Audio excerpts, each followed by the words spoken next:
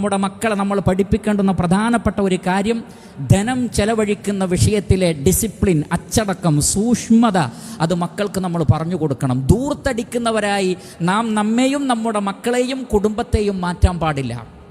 പക്ഷേ ഇന്ന് ഭർത്താവിൻ്റെ ഉപ്പയുടെ വരുമാനം എന്താണ് എന്ന് നോക്കാതെ ചെലവഴിപ്പിക്കുന്ന മക്കളും ഇണകളുമാണ് വീടുകളിലുള്ളത്. അല്ലാഹു സുബ്ഹാനഹു വ തആല പറയുന്നത് ലിയൂഫിഖു ദൂ സഅതിൻ മിൻ സഅതിഹി വമൻ ഖുദിറ അലൈഹി റിസ്ഖുഹു ഫൽയുൻഫിഖ് മിമ്മാ ആതാഹു അല്ലാഹ്. അല്ലാഹു കഴിവ് നൽകിയവർ ആ കഴിവിൽ നിന്ന് ചെലവഴിക്കട്ടെ. എന്നാൽ അല്ലാഹു കഴിവ് കുറച്ച് നൽകിയ ആളുകൾ അതിൽ നിന്ന് ചെലവഴിച്ചാൽ മതി, അതിൻ്റെ അപ്പുറം നിങ്ങൾ ചെലവഴിക്കരുത്.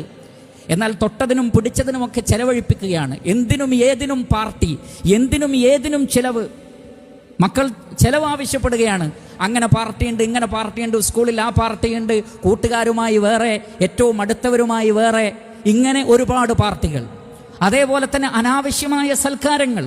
ഒരു പെണ്ണ് കാണാൻ വേണ്ടി പോകുന്നത് പോലും ഒരുപാട് ചെലവുകളുള്ള ഒരു കാര്യമായി മാറിയിരിക്കുന്നു. വിവാഹ നിശ്ചയം ഒരുപാട് ചെലവുകളുള്ള കാര്യമായി മാറിയിരിക്കുന്നു.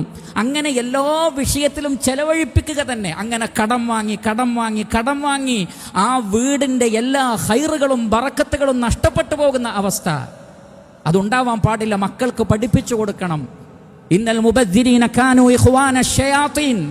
ദൂർത്തടിക്കുന്നവർ പിശാചിൻ്റെ മിത്രങ്ങളാണ്. നല്ല നിലക്ക് അവർക്ക് മനസ്സിലാക്കി കൊടുത്തുകൊണ്ട് അച്ചടക്കമുള്ള ഒരു കുടുംബമായി മാറേണ്ടതുണ്ട്.